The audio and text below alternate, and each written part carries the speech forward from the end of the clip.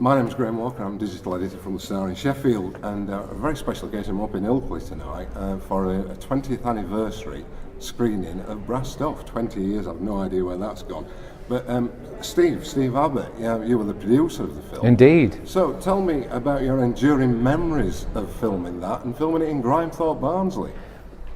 Just incredible pride, really. It's quite an emotional evening coming back. Mark Herman, the writer-director, who's the creative genius behind this, is a friend and still a friend, and we worked together, and I produced his first film.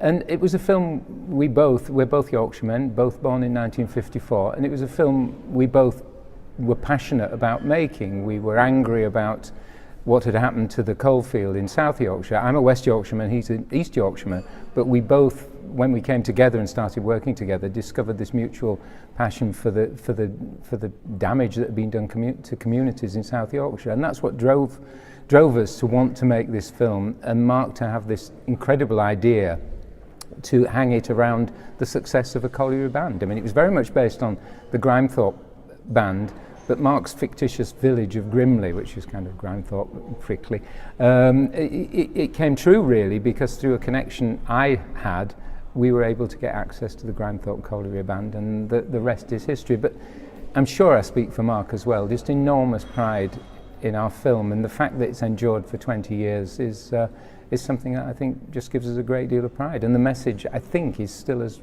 relevant today, and I think certainly resonates with people in Yorkshire, and I presume, though I'm not a South Yorkshireman, with people in South Yorkshire. I've got to ask you, whereabouts in West Yorkshire are you from? Bradford. This is my home city, and I'm proud to be the chair of Bradford City of Film. So Bradford is a UNESCO creative city, the city of film, and I chaired that bid, and I continue to chair. The fact that you've immortalised Grimethorpe for all time, didn't it cross your mind to do that somewhere near your own town in West Yorkshire? Well, there wasn't the same story, and I'm not, I can help make films happen, but I don't come up with the ideas. Mark is the creative one in the partnership, and I'd have loved to have done something. I'd love to have shot in my home city. The first film I ever went on location with was Monty Python's Meaning of Life, and I was very proud that the first location I went on with a movie was in, we shot a number of sequences in the city of Bradford. So yes, but this story was so compelling to us,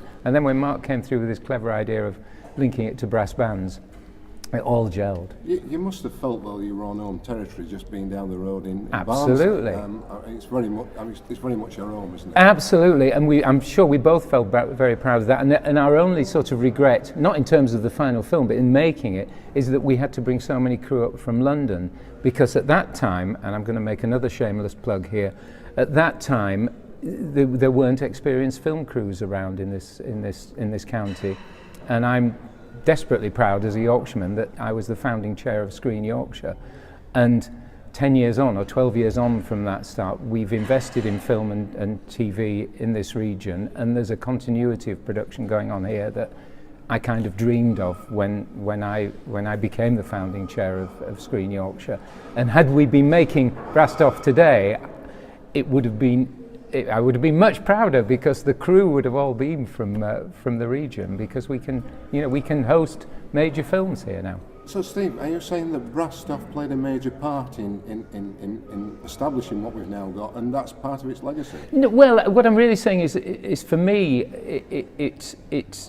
I'm so proud of it that I felt in a way that I couldn't kind of top it. My dream when I dreamed of becoming a film producer was making a film that said something that was close to my heart, as the message of Brass Stuff is. And I suppose I felt just desperately lucky that as a kid from Bradford, in order to pursue my dream, I'd had to go to London and Los Angeles, which is where I've lived. I left Bradford, in 1972 to go to university, and my career has been in London and LA. And I felt very angry with the metrocentric, how film and television was just based around the M25.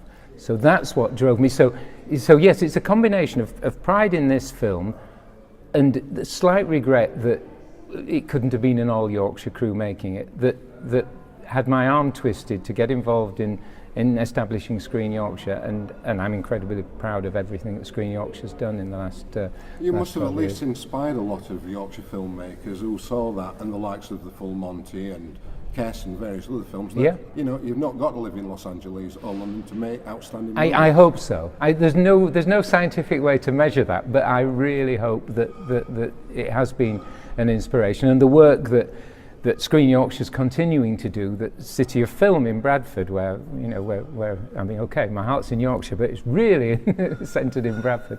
The work that it's doing there, I hope, will encourage and inspire people who want to tell stories visually and digitally, I mean, which is much easier now than it was when I was doing films, to go out and do it. And just talking about Brastoff itself, in terms of your experience of making the film, I mean, how did you feel? You've made more than a film here. You've made a piece of history, haven't you? You've documented a moment in time. Well, I think I speak for both Mark and myself. I think we did, but we'd no idea whether it would actually work. We couldn't really believe in our heart of hearts that this would play in America. I mean, it wasn't a big hit in America, it was a massive hit in France and Germany, and we won prizes at festivals all over the world. And so I don't think, no matter how good you feel when you're making a film, I don't think you can ever know that it's going to do everything you hope it's going to do. I knew that Mark had written just a brilliant script, and forgive me if I sound like a sort of cliche of a film producer, but you can make a poor film out of a good script, i.e. you can never guarantee a hit, but you can never make a good film out of a bad script. And Mark's script for this film was wonderful, and I'm sure that's what attracted, because it wasn't the budget I had at my disposal, I'm sure that's what attracted the great talent, to the film. Well, I need to talk about the talent. Two people in particular that are here tonight. So we've got Steve and we've got Phil. What would you say about their performances? Well, Steve was someone that Mark and I had talked about. Mark was very keen on casting, and it was his first big movie, and we all thought, Mark and I thought, he was. I mean, he's a massive star to this day, and goes from hit to hit to hit. But we really thought that he was going to be a big movie star. He threw everything into it. He was there for days, for whole weeks, when he could go back to London and have the week off when he wasn't scheduled. He was with us. He was staying in the hotel. He was having a drink with us of an evening. He really threw himself into the part, and I think it comes through. And Phil is just one of those brilliant actors who you'll go on seeing great performances from. But all of the cast, Sue and Mary as the wives, Pete Postlethwaite. We've talked a little bit, Ewan McGregor and Tara Fitzgerald, and Pete was so proud of this film that even though he was nominated for an Oscar, even though he went to do much bigger films than ours, it was just so heartwarming. When interviewed, he would say, favourite role, Danny Ormondroyd, Brastoff. We're 20 years on now from the making of the film. Everything's changed. Grimethorpe's changed. Yes. The band still continues. Yep. It writes its own script almost. Isn't there a follow-up to it? Oh no! Listen. It's up to Mark. He controls these rights. But I don't know that there's a sequel, a natural sequel or remake. It's, as I say, it's up to him. But I think it's. I got involved in one once, and I think enough years have gone by for me to go on the record. My first film as producer was A Fish Called Wanda, and that was a massive, massive success.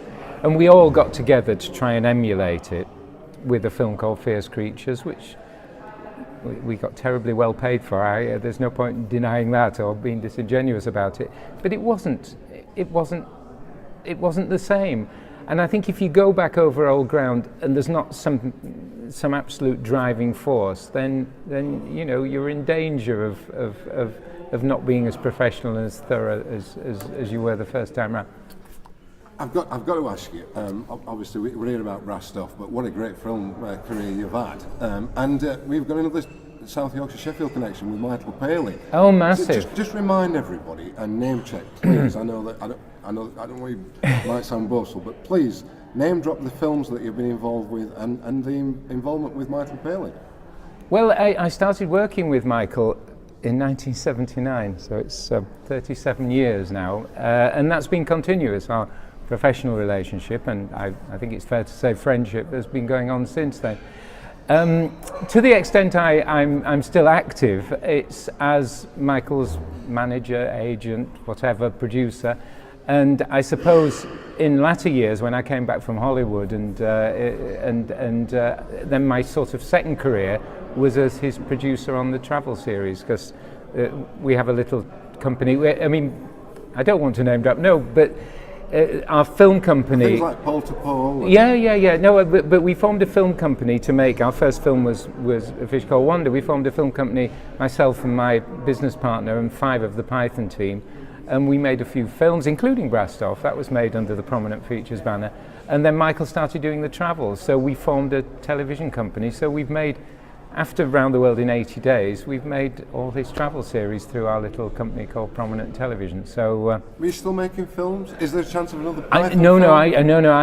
I'm out of that. The Pythons did the O2 show, and the reason why we called our film company Prominent rather than anything with Monty or Python in is the Python, the 6 Pythons jealously guarded the Monty Python brand. Not legal, it wasn't legally binding, but they wouldn't use it unless all 6 of them bought into it. So that's why we never called our film production company anything to do with Monty and Python. I can't see that there will be another Monty Python film. I don't manage the group anymore. I was involved in their management for a long time. But I see Michael regularly. We speak most days, and we're in our 37th year, and we don't seem to have come to blows, apart from when Sheffield United play Bradford City, and then, you know, things are a bit tense for a while after that. Well, listen, Steve, give him our regards when you Will see do. him next. Well, I'll speak to him tomorrow. All right. And thank you for your time. Not at all. It's been great talking to you.